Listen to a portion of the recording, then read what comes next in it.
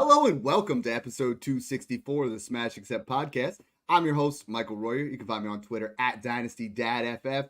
This week has been crazy. You know, every single week we say that. Like, we think we know everything. We think this is what's going to happen. That's what's going to happen. And then the NFL just flips you upside down on your head. You know, you have just absolute monster games from guys you weren't expecting. Those studs that are set it and forget it are letting you down. Snoog and I are here to just really break down your running back conundrum right now because the position is just wild. So nobody better to chop it up when we're talking about running backs than my main man Snoog. How you doing today, brother? Doing good, Dad. I mean, dropped 250 in one league, dropped 290 in another league, so it was a big week. It's a good week to be a Garrett Wilson holder. I'm just excited, man. I mean, a lot of bounce back players. We saw like Jamar Chase and the Bengals bounce back, and the Texans beat the Bills, so I'm always excited about that. But the running back position has been disgusting. We're gonna jump into that. Besides a few guys that we are pounding the drum for who you should be buying all offseason at cost. But the big dogs have been ass. So let's jump into this. Let's talk about it. Yeah, no, it was a fun week for that because it's like I put in three wide receivers who I put smash buy lows at the time. It was London, it was Wilson, and DJ Moore, and everybody was depressed on all three of them. Value was down, and that's what we really try to push here. So without further ado, the first question comes from Mason, and yes, Mason, what we're going to talk about is Breece Hall. All right, so right off the bat, we look at Breece Hall. Breece Hall has another absolutely disappointing game. I mean, I was watching that game first thing in the morning. 9 carries, 23 yards, 4 targets, 3 receptions, 14 yards. I mean, this is the type of expectations you want for Jaleel McLaughlin, not the guy you were taking 101, 103 in that area of Breece Hall. And so many people are hitting the panic button right now, okay? What I got to say about Breece Hall before we go too far into this is week 1. 21.3 fantasy points, RB13. Week 2, 27.9, RB4. Week 3, 21.3, RB12. And all of those are points per carry league. Then you look at week 4 and 5. Denver has a top 10 rush defense. Minnesota has a top 5 rush defense. Aaron Rodgers looks a little bit lost. He finally unlocked Wilson. It was a fantastic week for Wilson with those 22 targets. This offense is still trying to find what they are trying to do. The offensive coordinator, the play calls, absolutely horrendous. But Snook, I pulled this up, and you and I were talking about this before we started. From week 10 on, he has one outside the top 10 run defense to face. That's it. Like, they are all inside the bottom 10. He's got Arizona in week 10, Indy in week 11, bye week. Wow. Then he's got Seattle, which is solid, but then it's Miami, Jacksonville, Rams, Buffalo, Miami again. Those last 5 are all in the bottom 10 of the league. So I think Breece Hall is a screaming buy. I have in Dynasty moved, and this is just, I've done it, but I moved Jahmyr Gibbs over Breece Hall over Bijan Robinson because he's the only guy that's not struggling. And every single person, and the thing is, I think if you keep the same situation with all these guys, it stays intact. But Breece has a new quarterback. Bijan has a new quarterback, and Breece is struggling to get those dump offs that Zach Wilson gave him. Jack Donahue says Hackett's got to go. I agree, man. Yeah, and it's funny because a lot of people were absolutely hated the fact that I said Jahmyr Gibbs absolutely deserves to be in the same tier as Bijan and Breece Hall all offseason because, yes, he has a DMont, but he's on a clear, much better offense than both of those teams, and it's not even close. Well, that's the crazy one of the thing, best right? offensive lines. He can get 10 to 15 to 17, 18 touches and score 2 touchdowns a game and outscore those guys because those guys aren't getting the volume anymore either. So the game is changing a lot. You're either going to be an elite receiving back or score a ton of touchdowns. There's not many running backs anymore that are getting 30-plus touches, just true bell cows. You see it from Derrick Henry, Alvin Kamara, Saquon Barkley, and they're all veterans. Yeah, they're all veterans, and then Kyron. Mm-hmm. So it's very rare you find that. So in these young guys, especially like Gibbs, Bijan, Breece, I'm looking for who has the highest upside to catch passes, who's going to score, and it's Jahmyr Gibbs. So he's my RB1 in Dynasty. Didn't take long for me to move him. I had them all 1A, 1B, 1C. Had Gibbs 1B over Bijan Robinson before the season, but now I'm putting Gibbs over Breece Hall, at least for now. Garrett Wilson and Breece Hall, just from you naming that schedule from week 10 on, are going to be true league winners. Like, they are going to go crazy when they have those easy matchups because soft coverages, that cover 2 defense a lot of these teams are playing, and a bad run defense, when Aaron Rodgers gets a good run game going with Brees Hall, it's going to be unstoppable. They're going to get the play action going, which is going to open up more of those downfield and across the middle opportunities for Garrett Wilson. It's not going to be Garrett, go run a 3-yard dig or a 3-yard slant or a curl for 5 yards, and I'm going to hit you, and you're going to get 18 of those. Like, that's literally what Garrett Wilson has been. He's been like Deontay Johnson on the Steelers, just winning every route, getting open every time. No one can guard him, but he's getting like 5-yard catches. So he gets 13 catches for 80 yards, and it's just gross to watch. But I expect Hackett to be fired at least mid-season, maybe. It'll be by week 6, man. Week 6 to 8. Here's what I'm starting to look at right now. Is like we are looking at Dynasty Data Lab, just some of the trades right now. I mean, I look at Jonathan Taylor and a 27 first for Brees Hall. That one's kind of crazy. You know, we get into these trades where Garrett Wilson, I mean, these are just made, and I think Hall's value and some of these is just way too high. Other ones is way too low. I mean, Snook, you know, you see this trade down here where you got Brees Hall and Bijan in a 3-4 flip. Let's just believe it in one area or another. I look all the way over here to 820. We have a trade. Schultz, Fields, Jones, Atwell, and a 24 first for Brees Hall. That's just throwing a bunch of things together to try to get yourself Brees Hall. I mean, I think Brees Hall is still an elite level asset. I think some of these trades, though, Snook, I'd be willing to take. I mean, this one over here, James Cook, Aaron Jones, and a 25 first for Brees Hall. Even if that's a late pick. I mean, I know Aaron Jones has the hip injury, but James Cook and a first for Brees Hall, I think I'm taking James Cook right now. I mean, I know that sounds crazy, but I think the most important thing that we can gather from the early part of this season, Snook, is that we need to be making insulated trades. We need to load up and get those 25 first. You know, like there is multiple scenarios here where we need to be considering tearing off of Brees Hall, tearing off of Bijan Robinson. What is that line for you? Because a lot of people keep asking, like, would you take James Conner in a first? And I said, no. I need a production running back, but I can't lose everything I have, right? Like James Conner's value after this year is going to be severely depressed. But a guy like James Cook, a guy like Kenneth Walker, like those are the guys where I'm like, if I can get those guys, plus even a late first, I'm going to do it at this point. Yeah, I'm a big guy for production at the running back position, and it's funny because I have one Brees Hall share across 24 leagues in Dynasty, and I have 3 Bijan shares across 24 leagues in Dynasty. But guess who my 3 most rostered running backs are in Dynasty? Jahmyr Gibbs, Saquon Barkley, Alvin Kamara. Alvin Kamara is the highest percentage guy. Joe Mixon's close with 4th. I was investing into like the higher end running backs, Saquon, Jahmyr Gibbs. But they were so much cheaper than Brees and Bijan. I was getting, you could get pluses, like good pluses, like seconds and a James Conner on top to move off those 2 top tier guys. Yeah. Like Jahmyr Gibbs is a guy that was Saquon in a first.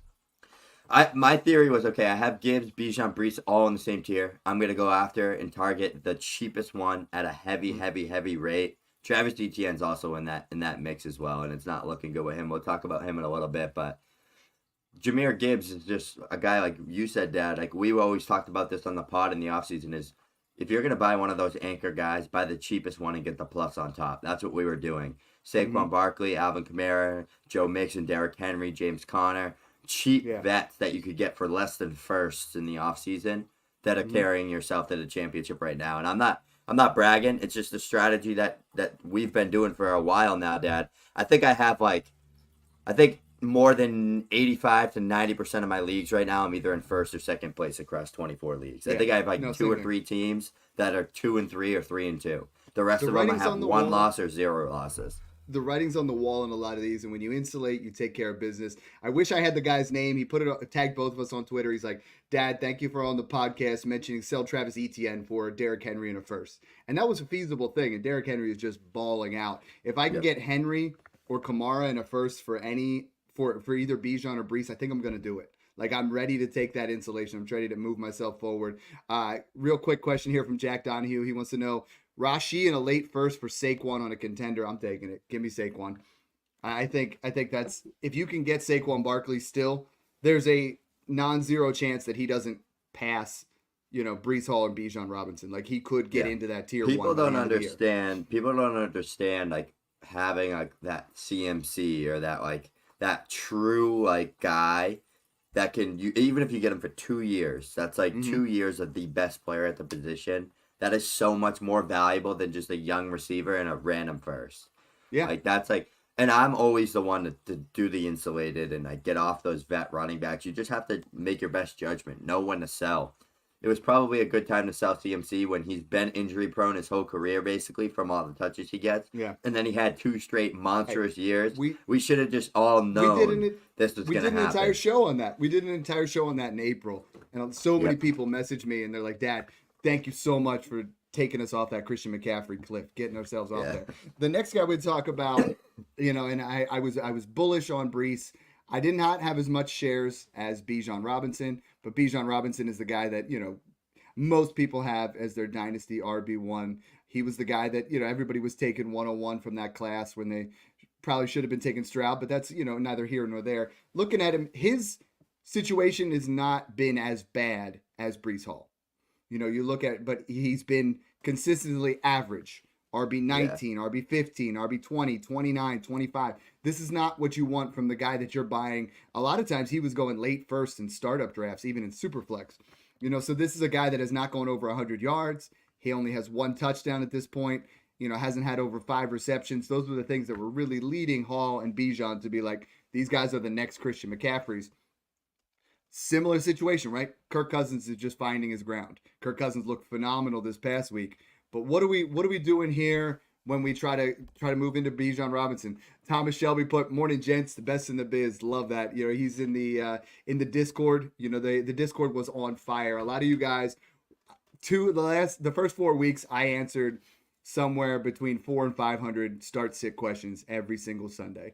I'm no longer doing that. It's Discord only. So if you guys want to get in, you guys want to be in that Patreon, Snoog and I are only answering our start sits in there. The rest of the week we'll help you out here and there. But on Sundays, if you want that go-to, you want that guarantee, you got to be in there. And it was very comforting. It like everybody in there got what they needed to. Everyone's like, "Yo, Dad, thanks so much for saying, start DJ Moore, start T. Higgins, start, all these Trey Sermon, Cam Akers, all these guys that were under the radar." Snoog and I are helping you guys out with that. But Snoog, what are you doing with Bijan Robinson here? I mean, I think like Hall, he's a firm hold unless you can really get an insulated trade where you get a absolute alpha running back at a first. But on the flip side, what are you paying for him? Like let's say you want to move all in for Bijan or Brees. I mean, what kind of price tags are we looking at? Yeah, I think they're both still valued at like right around mid to late first. I mean, they're still both top 3 dynasty running backs. They're gonna be fine long term. That's why a lot of people in the Discord have been saying, "What are we doing with Brees Hall? Like Bijan Robinson? Like we selling them low? Should I sell them for a mid to early first and Najee Harris?" And it's like, no. Hold these guys because as soon as they have that blow up week, they're gonna go back to their same old value. So, Dad, I just DM'd you something on Twitter. I want you to pull that up if you can. It's Bijan Robinson's every run from Bijan Robinson's last game against the Tampa Bay Buccaneers, and I want to just say this is exactly why he is struggling right now because at Texas, he did the absolute opposite. It was all between the tackles. It was a lot of ISOs and duos and things right off the center between the guards. And it's be patient, make a couple guys miss, and you're gone. He is running outside zones, and that's it. It's all outside stretches and zones and things that aren't working for Bijan Robinson in this offense right now. There's always a lot more to it than just are you good as a running back and can you perform? It's a lot of it is scheme and zone. And if it's a gap scheme or if it's like, it depends on the running back. Like Travis Etienne, struggling on this Jaguars offense. Tank Bigsby clearly is better in this run scheme that they're using right now because Tank is more of a just aggressive, instantly hits the hole and doesn't really care. Will either get 2 yards or try to score a touchdown. And Etienne is more of a patient, explosive, like wait for the blocks to develop and then gone. Like a home run hitter. So it's been really, really hard for that, but I got kicked. Booted.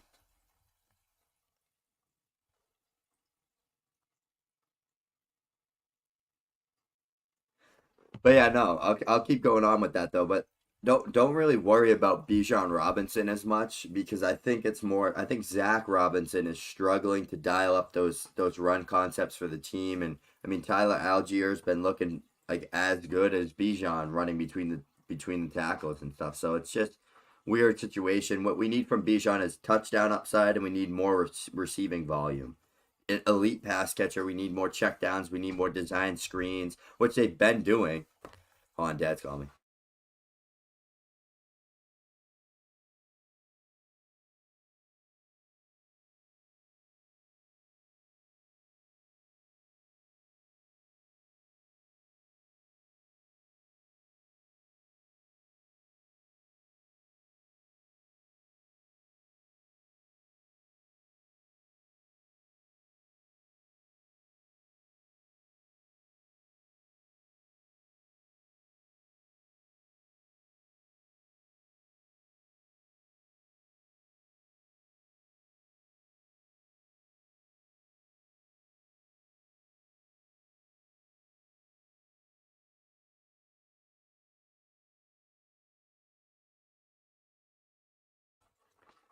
All right, let's see.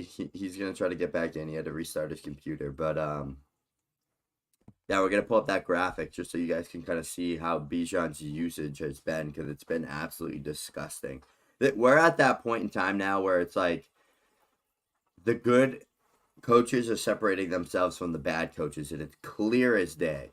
You can see the Nathaniel Hackett's, these young new coaches just struggling to dial up these concepts, and defensive coordinators are absolutely taking over the league right now. If you look at what Brian Flores and the Vikings are doing, and you look at what the Chiefs are doing with Spagnuolo, like these defensive schemes are dominating these young offenses with these new young offensive coordinators, and it's just a matter of time before there's going to be a lot of new changes out there, especially like you look at Shane Waldron and the Bears, you look at Nathaniel Hackett and the Jets, and you look at a lot of these offensive coordinators in these coaching rooms, and it's just brutal. Nick Sirianni is going to be gone next year before the year ends. There's just a lot of these stud players being held back from their coaching staffs and their schemes and their usage. And it's hurting this running back position. Doug Peterson and Press Taylor are absolutely horrible. Like, they are holding back this offense big time. I mean, it's just terrible to watch. And I really just want change for a lot of these running backs. But and then you look at Clint Kubiak and Ben Johnson and some of these other guys coming in and just making like the Lions and the Saints offense look so much better. Even Zach Robinson's passing game has looked good for the Falcons. They just can't run the ball to save their lives, and they have a good offensive line. I mean, they have Chris Lidstrom, Jake Matthews. They have a lot of these Pro Bowl caliber players on the offensive side of the ball, where they should be able to pound the rock no problem. I mean, Algier was a 5 yards per carry rookie. There's no reason. Bijan was an efficient runner last year at 4.5+ yards per carry. This year has been gross, though. So I hope there's change. I'm going to see if Dad can jump back in here. If not, we're going to probably start a new stream.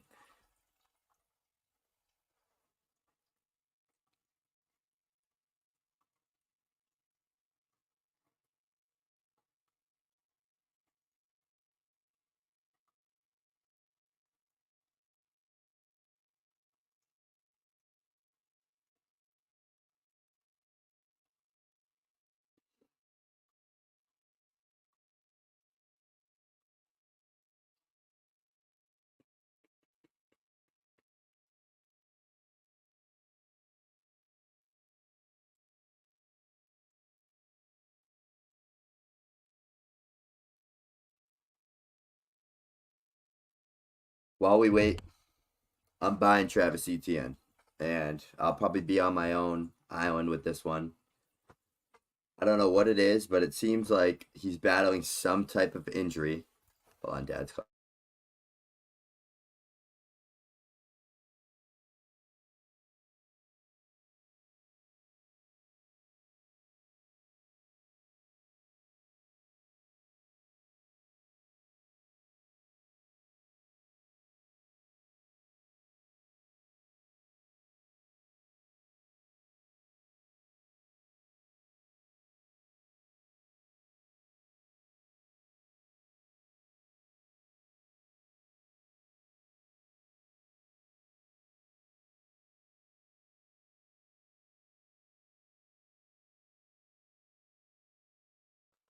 Quick pause. We'll see what goes on here within a minute. I think his internet crashed.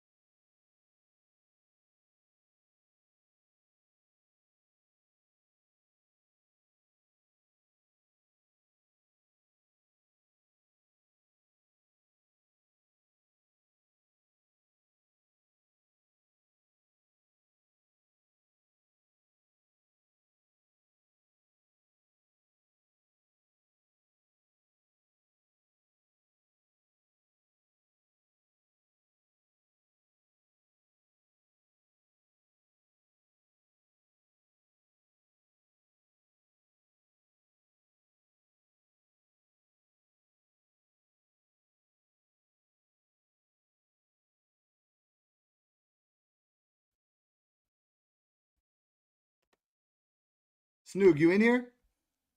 Yeah, I'm here. There he is. I'm back, baby. He's back, baby. Yo, hold on. I just gotta attach my headphones here. The internet just kicked me out, but you can't keep smashing. Talk some trash. You can really get on Brees and Bijan, but Your internet's wicked laggy right now, but I can hear you still. All right. Yeah, it says my internet's at like 1. All right. Yeah, you're like so fuzzy right now. Really? It's bad. It's not that bad. Okay, now I can still see. Okay, now it's getting better. Okay, now it says I'm back to good. All right. So what we were talking about was Bijan Robinson, right? You were talking about the usage of Bijan Robinson, the way he's being used, the way he's being utilized looks nothing like he did at Texas. A lot different even than what he was last year. So talk to me a little bit more about that.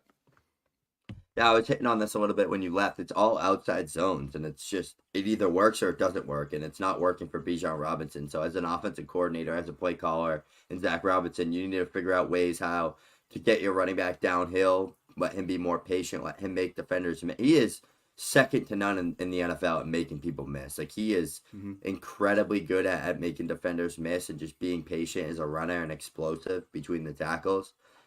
Yeah. Get him downhill. Let's see what he can do. Get the zone run blocking schemes going. These are the things that we need. Like, none of this outside zone stretch crap that is just getting blown up. Like, a lot of these teams are playing cover 2, so they're having these cornerbacks in the flats already as is crashing down when it's a run play. They have safeties, 2 safeties high coming crashing down. They have a bunch of people stacked in the boxes. Against the Falcons, too, I saw in that last game, is they were just stacking the boxes, blowing up the edges, and they weren't getting anything. So they have to be able to adjust and run something other than that. It's literally that every time. Like, if you look at the run chart, it was that every single time. They didn't do a single other run with them. So they got to figure that out. We have people really hitting the panic button on both Brees and Bijan. I mean, I'm seeing some trades, again, from Dynasty Data Lab. Drake London straight up after London's blow-up game. I see straight up for Puka Nacua. I see straight up Devin Singletary and a random 25 first for Bijan Robinson. It's like, those are not the trades. David Montgomery in a 25 first. That's not what we're talking about. If you're going to do this, you're getting James Cook, you're getting Kenneth Walker, or you're getting Kamara or Henry or Saquon. You know, and I think that's really the area you got to be, because I'm not willing to go out and take a risk on a Travis Etienne or go all the way down to Jordan Mason, Bucky Irving. Like, the dynasty running back landscape is, there's about 12 guys that you're willing to try to move off to. The only thing that I would say I'm okay with right now, Snook, and I saw it from one of our listeners, Jordan Fisher, and other guys were sending me messages. I saw, Nico Collins in a second for Bijan. Are we at a point right now, if you had Bijan, if you had Hall, what wide receiver would you take even up? I mean, I think if I offered you A.J. Brown for Brees Hall, what do you say? I'd need probably a second, like a mid-early second on AJ to do it, and I'd do it. Or James Conner, like somebody in that second. Someone like that, yeah. Garrett Wilson even up. I'm taking Garrett.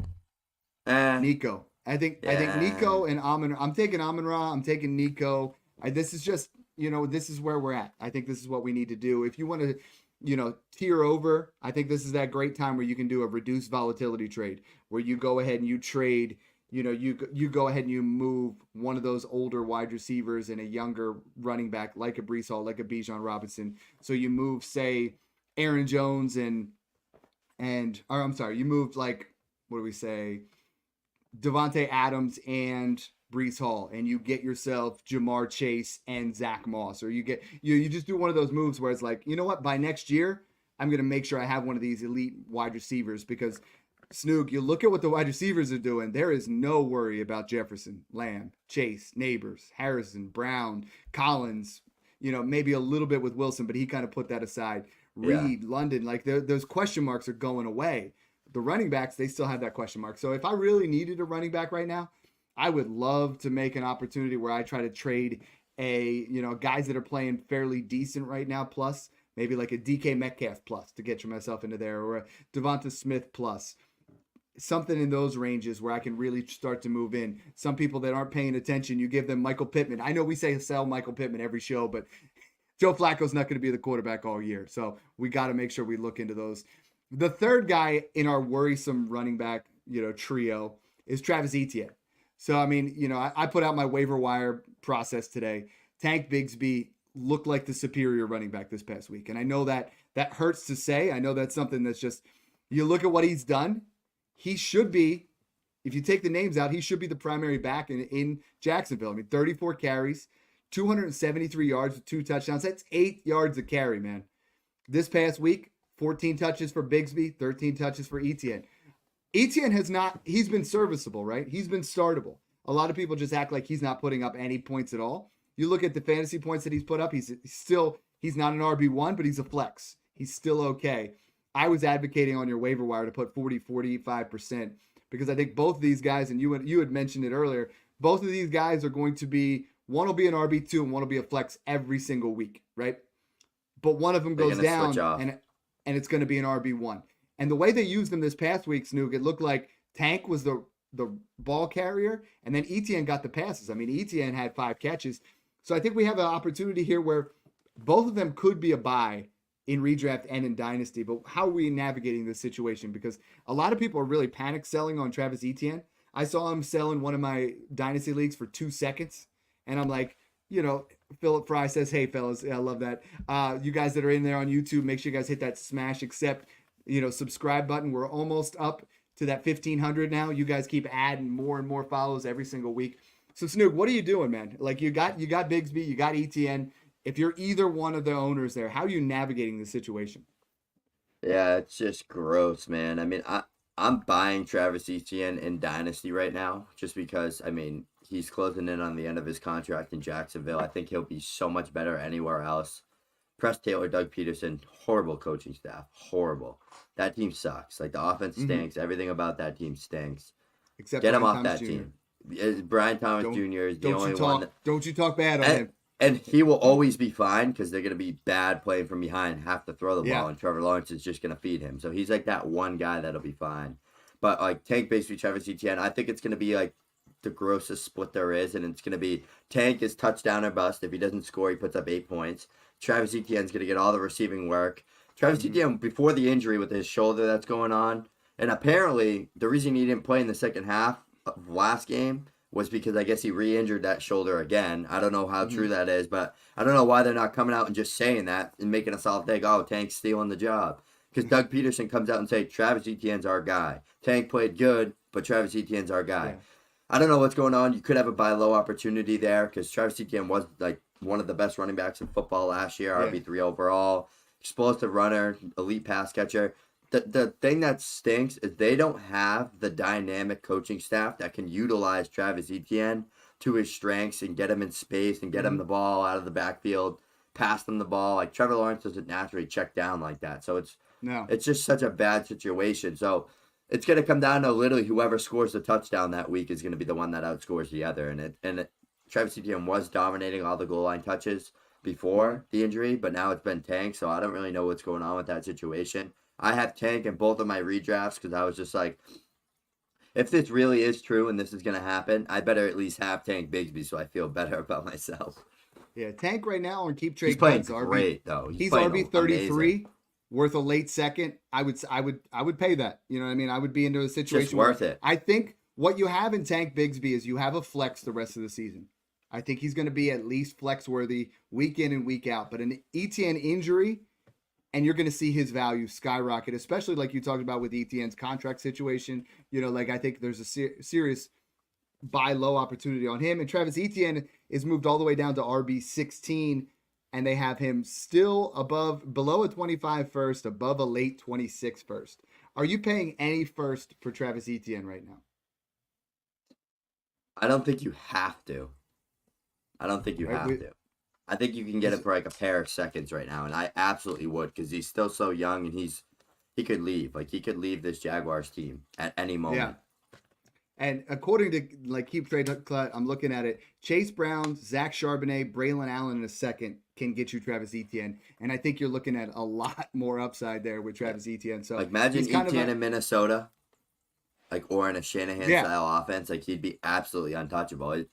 He was never a good fit in this Jaguars offense as soon as Press Taylor became the offensive coordinator, and that's the way it goes sometimes. Like look at Bijan, he's not a fit in this offense right now.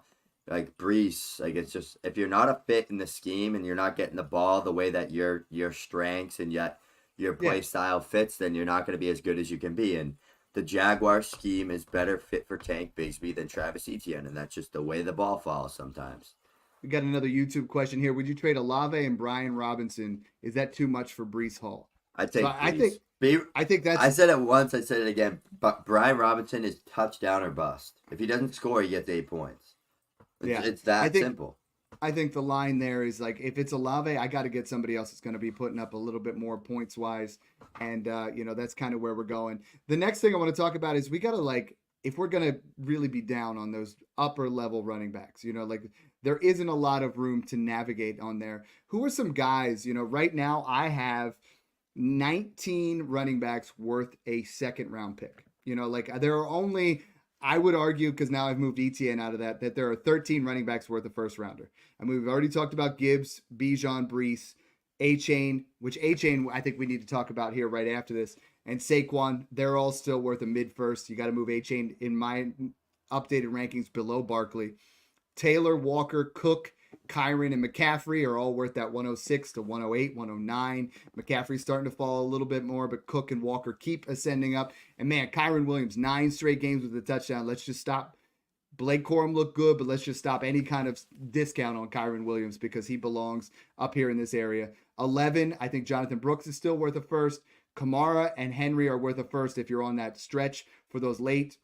I'm almost there with Josh Jacobs. When Jordan Love's in there, he's borderline worth a first, but that's it. Then you look at these second rounders, and this is what we really got to start looking at is people want running back production. The next tier, Brian Robinson, Bucky Irving, Jordan Mason. Are you buying any of those for an early second, according to Keep Trade Cut? I'd buy B-Rob. I'd buy Brian Robinson for an early second. Jordan Mason. I feel like the time to buy Jordan Mason was buy high after week 1, because now I feel like we're closing in on TMC potentially coming back within like a couple weeks, and then it's just like he's nothing. Or well, and he had his worst performance this past week, so I'm actually going to go out there and because of that news, because of I don't think Christian McCaffrey is really going to bounce back because of the situation. I'm going to buy him for a late second now and see if that happens, or a late second and a throw in and try to go in there and try to put ourselves in there. Jack Donahue's letting us know 12 of B-Rob's 13.8 yesterday were from touchdown. Yeah, it's just like that type of shit that he's just very touchdown dependent. Although this offense is going to be in the red zone, we saw. I think you look at even Jeremy McNichols had another 40 yards and a touchdown. Like I've been adding him everywhere in Dynasty. Moving into the other guys, these mid seconds, and I want you to really hammer home in this area because these are the guys that I think from 204 to 208. This is really where you can win your leagues right now. And the biggest buy in that area for me, if Mixon was healthy, it would be Mixon. But it's David Montgomery for me. Like David Montgomery is still just, if you're on mute, but if David Montgomery was, if Gibbs were to go down, David Montgomery would be worth a late first this year. Like I think he's playing that well the last 2 years. Heaven forbid that happens to Gibbs, but I think David Montgomery is just like I was talking about with Tank Bigsby. Bigsby's like, he's a flex, right? But if he goes down, he could be an RB1. David Montgomery's an RB2 that will be an RB1. Like, he's literally a cheat code, but nobody seems to want him on their team. Like, no one's in there on those trades. Yeah. I had a trade I balked at this weekend where I was like, no, I'm just not trading David Montgomery because of the bye week. I'm not going to move. He's the type of guy you just grab if you don't have Gibbs and you stick him at flex and you get you 14 to 15 points a week with upside of 20. Like, if they're winning. The Lions are winning. And they're up by a couple of scores and they're trying to drain the clock. You're going to see a lot more David Montgomery than Jahmyr Gibbs, I think. Mm-hmm. I don't know, though. Dan Campbell's got me all excited saying that Gibbs is about to take off and you're about to see, like, this guy is absolutely incredible. We don't have the issue we had. Man. We don't have the issue we had last year with Gibbs. Like, the beginning of the year, it was David Montgomery and that's it in the goal line. Now it's Gibbs is more of the goal line guy they're using. Like, not necessarily if they're on the 1 yard line, but it's like they're switching off drives. It's incredible. They literally get a whole drive and then they switch. So they're like, I call them like half bell cows because they're like 50-50 bell cows, both of them. Like they're getting majority of the touches on every drive that they're the guy on that drive. But I would love to see more Demont and Gibbs on the field at the same time like we saw last year when Gibbs was actually playing as a Gibbs needs to catch the damn ball more, and it's not a him issue. It's Ben Johnson and Jared Goff need to figure out how to get him the ball in space because he is. If they can figure out that aspect of the game, they're going to be unstoppable. Like they did it last year, not as well as they could have, but a lot of those design pass routes and a lot of those like out of the slot, because he's literally Amon-Ra St. Brown, but a million times faster and more explosive. So why wouldn't you try to get him utilized? Like so many things that coaches staff do that make me just question. Like, don't you think like you want to get your best players the ball? It's not that hard. Just figure out ways, and they need to just do that. And once they do that, it's going to be unstoppable, and I can't wait because I think they're just trying to keep him fresh. You know what I mean? Try to go that way. I wish Joe Mixon were fresh right now, but I'm kicking tires trying to buy him in all 20 leagues right now. I'm like going out there because people are frustrated. He's not on the field. I think he was almost ready to come back this week. I think he's definitely back in week 6. I think we have a Joe Mixon that, you know, if you were going to sell, wait till he comes back and has a big game. And then if you were going to sell because you're rebuilding, which we're about to do a rebuild show again, you know, then it's time to move your Joe Mixon shares. Right. Yeah. But if you're buying, try to get him now. You know, like the other guys in that area, I think we have, you know, James Conner's definitely worth a buy.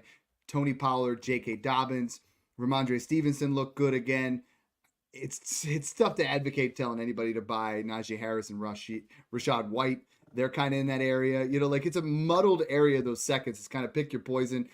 I wish Pacheco wasn't injured. We could move him up, but it's like Allen, Benson, Connor, Jones, Pollard, Dobbins, Corum, Stevenson, Najee, White, Chubb, Charbonnet, Swift, Javante. Those guys are all in that second round range. And Snoog, I'm starting to think to myself a lot more in Dynasty of like, I'm actually kind of avoiding this area if I don't get Montgomery, Mixon, or James Conner. Because Aaron Jones is hurt again. Tony Pollard's been kind of up and down.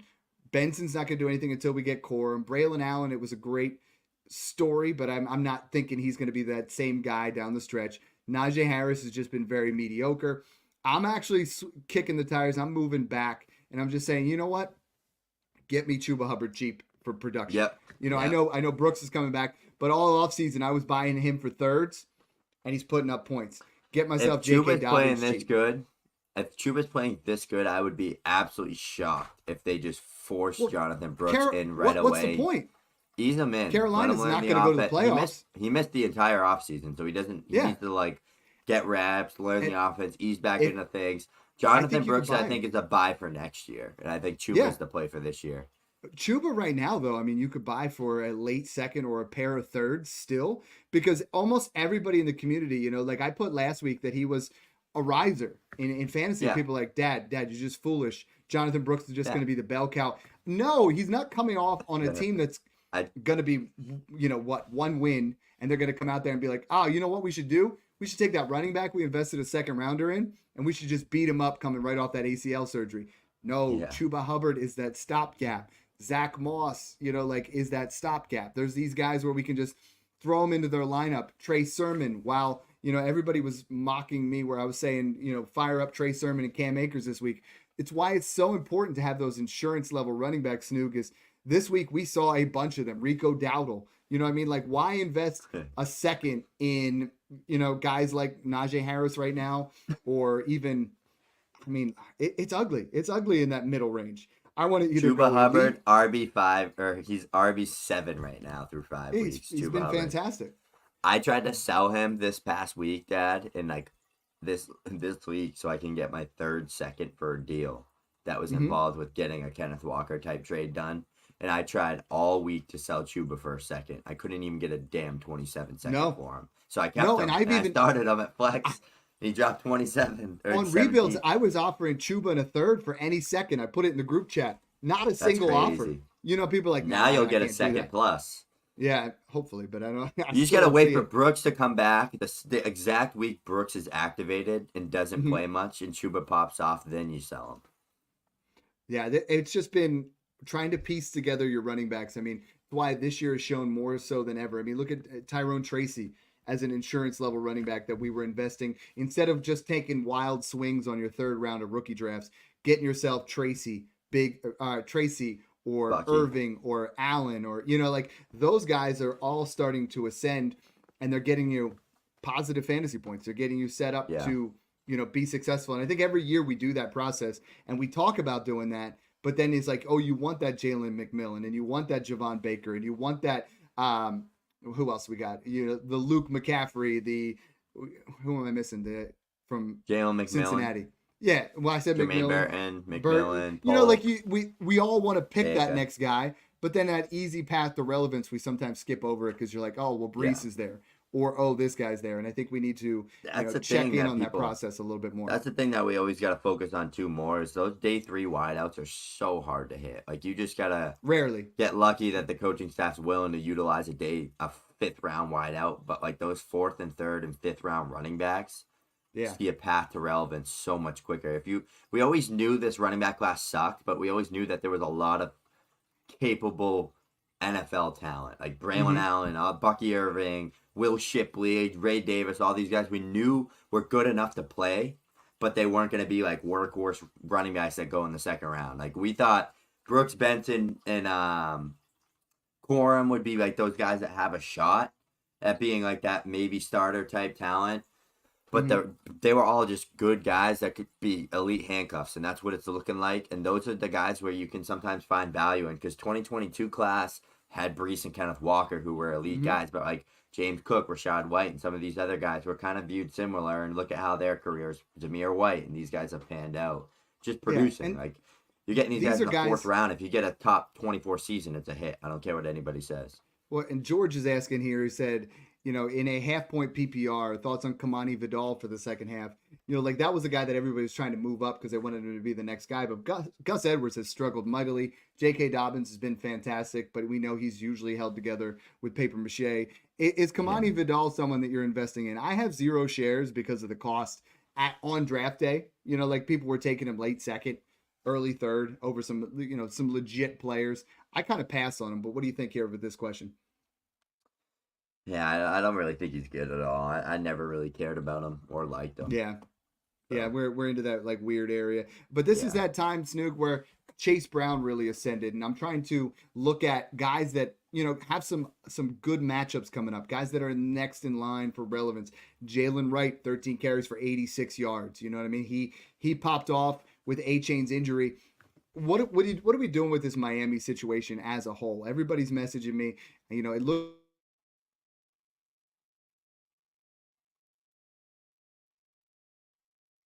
Oh, we lost you again.